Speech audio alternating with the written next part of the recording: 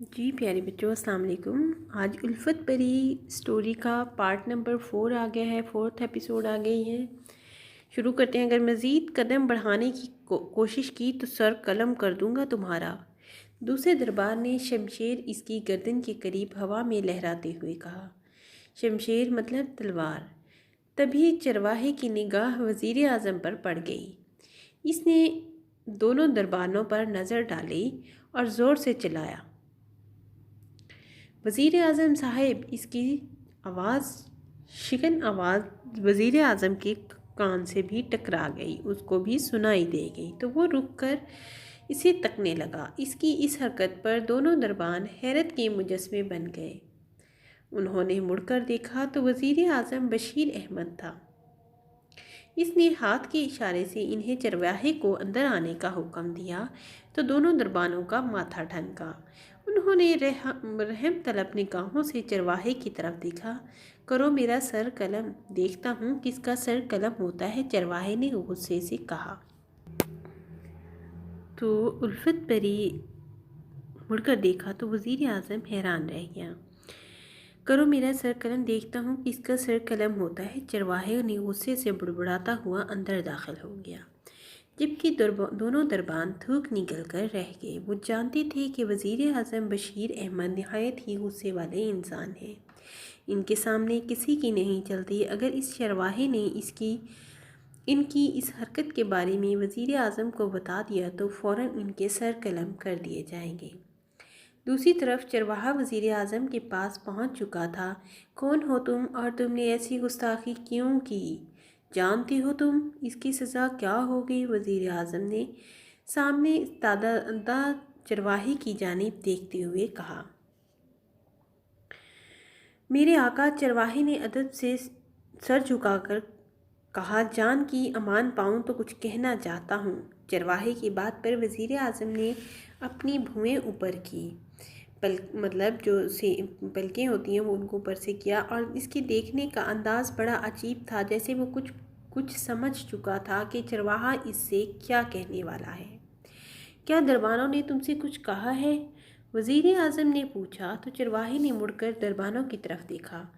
دربانوں کی نگاہیں بھی اس پر جمی ہوئی تھیں۔ جب انہوں نے اسے مڑ کر نگاہ ان پر ڈالتے ہوئے دیکھا تو ان کے حلق خشک ہو گئے تھے۔ نہیں میرے آقا! چرواہے نے دربانوں کی حالت سے اندازہ لگاتے ہوئے جواب دیا۔ انہوں نے تو دربار خاص کے اصول و قواعد کے مطابق اپنی جانکاری حاصل کی، تبھی مجھے آپ دکھائی دیے۔ میں زیادہ جھنجھٹ میں پڑنا نہیں چاہتا تھا، اس لیے گستاخی کر بیٹھا۔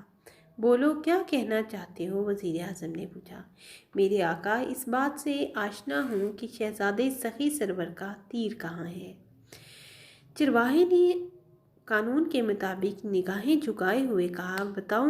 بتاؤ کہاں ہے؟ وزیر اعظم نے جھٹ سے پوچھا۔ گستاخی کی معافی چاہتا ہوں، لیکن یہ بات میں بادشاہ سلامت کے علاوہ کسی کو نہیں بتاؤں گا، چرواہے نے ضدی لہجے میں کہا۔ وزیر اعظم نے پہلے اسے کھا جانے والی نگاہوں سے دیکھا، پھر قدرے تحمل کے ساتھ دوبارہ مخاطب ہوا۔ اگر تم یہ سوچ رہے ہو کہ شرط کے مطابق تمہیں کچھ نہیں ملے گا تو اس خیال کو ذہن سے نکال دو۔ بادشاہ سلامت اپنی بات کے پکے ہیں اور وعدے کے مطابق تمہیں منہ مانگا انعام دیں گے۔ معذرت وزیر اعظم بادشاہ، لیکن میں بادشاہ سلامت کے علاوہ کسی کو کچھ نہیں بتاؤں گا، چرواہے نے ہٹ دھرمی کا مظاہرہ کرتے ہوئے کہا۔ اس کی بات سن کر وزیر اعظم ذرا حیران ہو کر رہ گیا۔ اس کا من چاہا کہ فوراً چرواہے کا سر قلم کر دے، لیکن اس نے خود پر ضبط رکھا اور اس لیے بادشاہ کے حضور پیش ہو گیا۔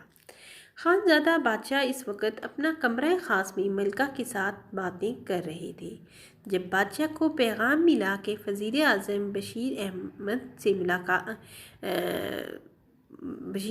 ان سے ملاقات کرنا چاہتے ہیں، اور یہی نہیں ان کے ساتھ ایک شخص بھی ہے جو کہتا ہے کہ اسے پتہ ہے شہزادے سخی سرور کا گمشدہ تیر کہاں ہے، یہ بات سننا تھی کہ دونوں نے تجسس سے ایک دوسرے کی طرف دیکھا۔ جلد ہی وزیر اعظم اور چرواہے کو اندر بھیج دیا گیا۔ دونوں نے بغور اس آنے والے شخص کو دیکھا تو وہ کوئی غریب انسان لگ رہا تھا۔ اس کی خستہ حالت اس کی کیفیت عیاں کر رہی تھی، مطلب واضح کر رہی تھی۔ کیا یہ بات سچ ہے کہ تم نے اس تیر کو دیکھا ہے؟ تمہارے پاس کیا ثبوت ہے؟ خانزادہ بادشاہ نے اس کی طرف سوالیہ نگاہوں سے دیکھتے ہوئے پوچھا۔ میرے آقا، میرے لیے یہ بات باعث شرف ہے کہ آج میں آپ کے حضور حاضر ہوں۔ میں اس نوازش پہ آپ کا شکر گزار ہوں، چرواہے نے نہایت ادب سے کہا۔ تو اس کی بات سن کر خانزادہ بادشاہ نے گردن ہلائی۔ میرے آقا، ایک نہایت ہی غریب انسان ہوں، بھیڑ بکریاں چلا کر پیٹ پوجا کرتا ہوں۔ آج میں اپنی بھیڑ بکریوں کو لے کر گیا تو وہاں ایک درخت کی جڑ کے ساتھ میں نے تیر پھنسا ہوا دیکھا۔ میں نے اس تیر کو بغور دیکھا تو اس پر دربار عالیہ کی شاہی مہر لگی ہوئی تھی۔ میں جانتا ہوں میرے آقا کہ ایسے تیر صرف دربار سے منسلک ہوتے ہیں اور خاص لوگوں کے پاس ہی ہوا کرتے ہیں، اور ضرور وہ شہزادے سخی سرور کا ہی تیر ہے۔ میں نے اس تیر کو کھینچ کر نکالنے کی بہت کوشش کی، لیکن میرے ناتواں بدن نے میرے کمزور بدن نے میرا ساتھ نہ دیا۔ میں نے کلہاڑی سے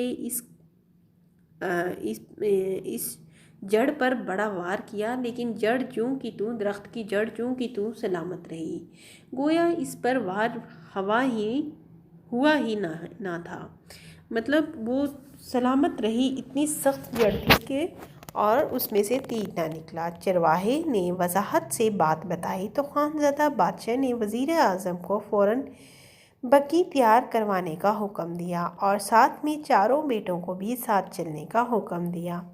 جلد ہی خانزادہ بادشاہ اپنی پیادہ فوج سمیت بگھی میں اپنے بیٹوں سمیت اس جگہ پہنچ گیا جہاں پر چرواہے نے بتایا تھا۔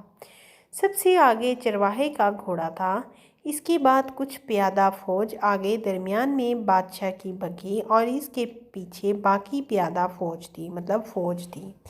چرواہے کی نشاندہی پر اس درخت کی جڑ میں تیر ڈھونڈ لیا گیا۔ تیر کو نکالنے کی کوشش کی گئی، لیکن وہ جوں کا توں ہی پھنسا رہا۔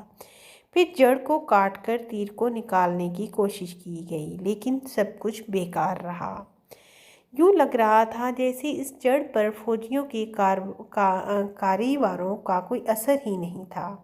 فوجی کلہاڑیوں کے وار کر کر کے تھک گئے، لیکن مجال ہے کہ جڑ پر رتی برابر آنچ بھی آئی ہو۔